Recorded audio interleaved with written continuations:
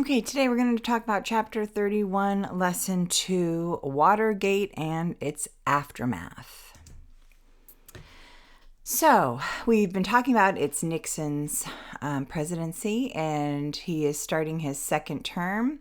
If you remember last time, we talked about how Nixon was very concerned about getting reelected, and I'll let you know that there would be a scandal coming up. So here it is, the Watergate scandal, which you've probably heard of. Remember, he in 1972 was really worried about his reelection, and so he and his election committee authorized burglars to break into the Democratic Party office, which was in the Watergate complex. There's the picture there. And they broke into their offices. They stole some information about the campaign, and they tried to bug the telephones, okay, to get more information. Actually, what happened was they went in once, so the bugs weren't working right, so they went in a second time, and that's actually when they got caught. A security guard noticed that some tape was put over the doors so that they wouldn't lock. So anyway, they got caught. It didn't make as much of a splash right away, so Nixon was reelected, if you remember.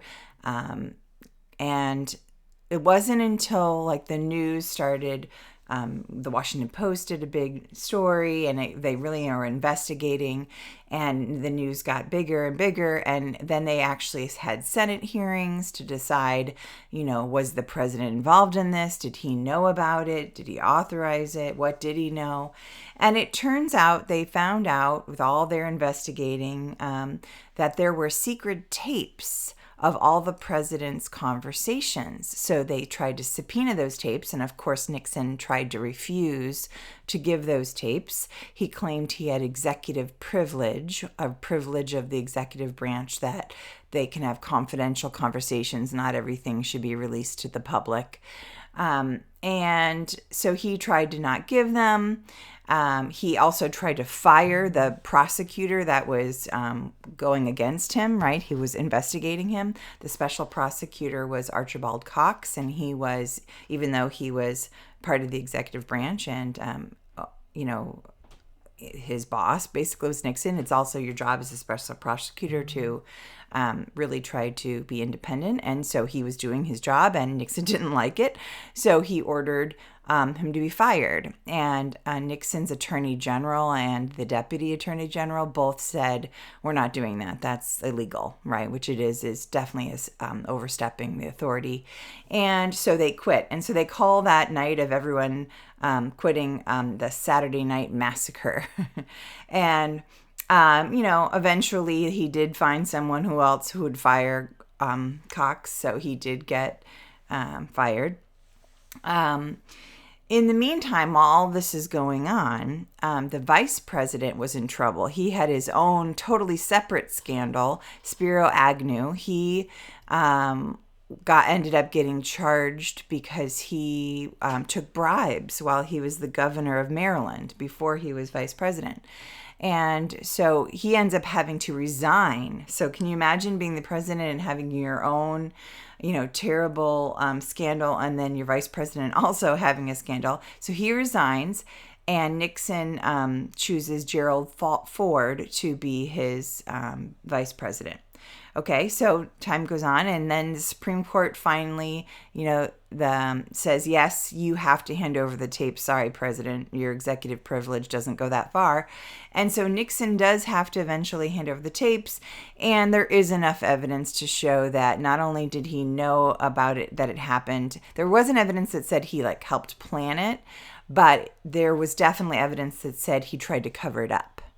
So he is going to get impeached. The committee, remember, it goes in the House. They decide if you should impeach him, and then the Senate holds the trial, right? So the House committee who decides, they already said they were going to impeach him. So it's pretty clear impeachment is going to come down soon. So he... and remember, impeachment doesn't mean you're guilty or removed. It just means you're charged with misconduct, right? We talked about that before.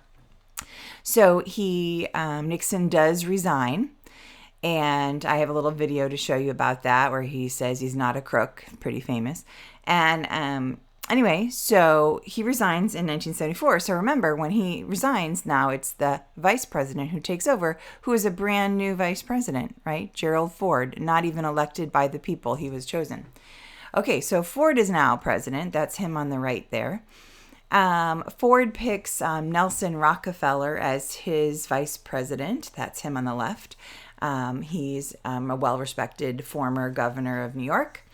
And Ford makes, at first people are really happy. Okay, all right, we're going to get over this scandal, right? And, Nixon keeps talking about, like, let's heal the nation and kind of go back to normal, right? And that's all well and good. But one of the first things he does is pardon Richard Nixon so that he can't be charged. And if you remember when President Trump was in trouble with impeachment things, right, that kind of same talk was talking, right? We wondered about those things. So here it is. Ford does give him a pardon so they can't go after him. And, there's a lot of people who feel like that wasn't unfair. The people who actually did the bidding, right, went and there were a lot of charges for the people under him. So a lot of people didn't think that was fair. Also, there was some question like, was that part of the deal? Like Nixon said he would step down and Ford would get to be the president if he agreed he would pardon him, right? We don't know. But anyway, so that led some bad feelings and some controversy. And then the next thing he does, Ford, and remember, he thinks he's making it so that, right, things will, be better and let's forgive the past kind of thing. But he offers amnesty. And if you don't know, amnesty is protection against prosecution. Okay, so if you come forward and say that you were part of this, you are protected that you can't get prosecuted. So he is giving this protection to anyone who illegally avoided military service during the Vietnam War, which we know, right? There were a lot of people against the war, and some people would go to Canada or, leave the country to avoid being drafted. So he's trying to, smooth things over, but there are a lot of people who feel like, those, they call them draft dodgers or deserters, right? That they should get a punishment, not get, just get out of it. So anyway, there's some bad feelings. So what is Ford's presidency like? Well, first of all, very similar to Nixon. He's trying to smooth things over with those communist countries, right? We've been working on a détente, right? Trying to make things less tense and with the Soviets and with the Chinese. So he's doing the same things. We have more discussions about arms control. He meets with the Soviet leader Brezhnev. He also meets with a bunch of the countries. You can see in that picture with the big long table, right? How many countries are there? The Helsinki Accords, they call them. Helsinki was where they met. It's in Finland, if you don't know. And it was about respecting human rights, because that's one of the things that, a lot of times that communist countries don't do, right? And that's been a big bone of contention. So they're trying to get all the countries to agree there are certain basic human rights that all countries have to agree to, and also they're trying to encourage trade amongst those countries. Okay, and then China, we also make some headway during Ford's presidency. Their leader died, and the new leaders are wanting to, get along with the U.S., increase trade. So we take that opportunity, change in leadership, and we go ahead and try to, make things better with China too. So even though those things are continuing, he's still inherited all the same economic problems. Remember, there's a lot of inflation. He tries a bunch of things. Nothing really works, to be honest, right? He tried a tax cut. But of course, if you do that, then the government makes less, and we ended up in a government budget deficit. So, he tries to, but the economy is still not doing great during Ford's time. All right, so then it's the election of 1976, and Ford wanted to get elected, right? And he does get the Republican nomination, but not easily. He got challenged by Ronald Reagan, who you may know is going to become president soon, the governor of California, or former governor. And he does get it, but it was kind of rough. It wasn't clear that all the Republicans wanted him. He picks Senator Bob Dole as his vice president. And the Democratic ticket has Jimmy Carter from Georgia, former governor. And he is kind of he's got a very good reputation for integrity and having great morals and being religious, and he's kind of like down home, I'm just one of you kind of guys, right? He's from Georgia. He's not fancy, right? He doesn't do all that like Washington stuff. In fact, when he ends up winning, right, Carter, and when he wins the presidency, he and his family actually like walk over instead of taking a limousine to get sworn in. It's pretty funny. So definitely just trying to be like one of the regular guys. And you know, being an outsider usually is bad, but being an outsider in this time where there's been all these scandals, a lot of people actually thought that was what we needed, right? Some new flesh blood and different. So that he ended up winning. Walter Mondale was his vice president. Okay. Then, what is his presidency like? Well, he is also inheriting that hard economy. He also tries a bunch of things. Long story short, it's a combination of, you know, it's hard. And also, you know, he is an outsider. So sometimes like Congress and aren't working well with him. So he has a hard time. So he does try to get a national energy plan. They do pass one after about a year in Congress, but it's a weaker version than he wanted. And they do try to do some things. Remember, we're so dependent on oil, and remember how the oil prices are so high, and there's those long lines at the gas station. Like all that stuff is still going on. And so he's trying to look for new sources of energy. He is trying to encourage people to use less oil and conserve energy. He wanted to do some taxing around that to try to get people to work with him on that. So there's a lot of energy problems. There's a trade deficit. There's a lot of issues with the economy. And then he was working on energy problems, and one of the new things they're working on is nuclear energy, right? After World War II, and of course the bombs, we also realized that you can make it into a form of energy that's useful, not just destructive. And nuclear power plants are a thing, and they're trying to, you know, harness that. Unfortunately, there was an accident in Pennsylvania on 3 Mile Island, which is that first picture there. And you're right, people got freaked out when they heard that, that maybe some contamination got out, right? And they did all the testing, and they assured them that, you know, the general public wasn't going to contaminate the area or anything. It was safe. But, you know, people were understandably freaked out and kind of down on nuclear power for a while after that, which is not good timing when we need new sources of energy, right? Okay, foreign affairs. Carter was very involved. There's a lot of different foreign affairs during his presidency. He was an active human rights person, so a lot of it was him trying to work on human rights around the world. And he publicly said, like, if you're violating human rights, you're not going to get our support. And he went after South Africa at that time, had a policy called apartheid, which is a whole nother big, long topic. But basically, it's racial separation and discrimination like we had here, right? But even worse. Think of like the population is the majority are black, right? And yet the very small white minority had everything, right? They have all the wealth, they have all the rights, they treat the Africans really poorly. In fact, not just them, like other, you know, Chinese or any other ethnicity besides white.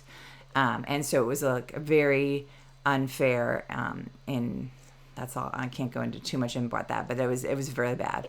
Okay, and so they're going after them there. Also, we've talked about Fidel Castro before in Cuba, and he, of course, being a dictator, has human rights violations. Well, he decides in 1980 to allow thousands of Cubans to leave Cuba by boat, and they come to Florida. And at first, Americans were like, great, we know that they don't treat you well. That's great, come over. Well, he's keeps sending them. So for about 5 months, but more and more people come. And so there's about 125,000 Cubans who end up coming to the United States.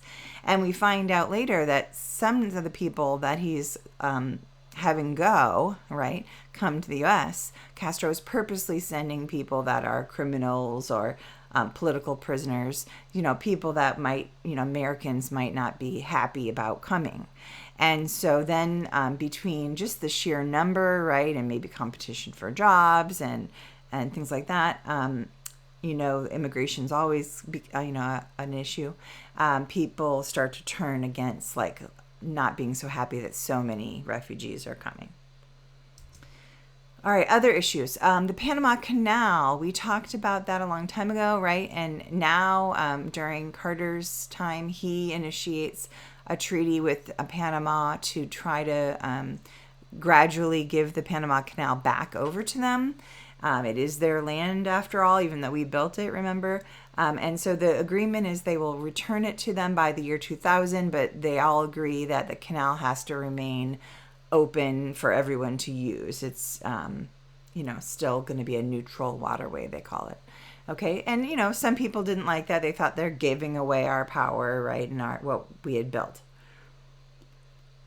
The other big thing Carter gets credit for, this is pretty big, is how the Middle East has had a long-standing problem with Israel and the other Arab countries around it, right?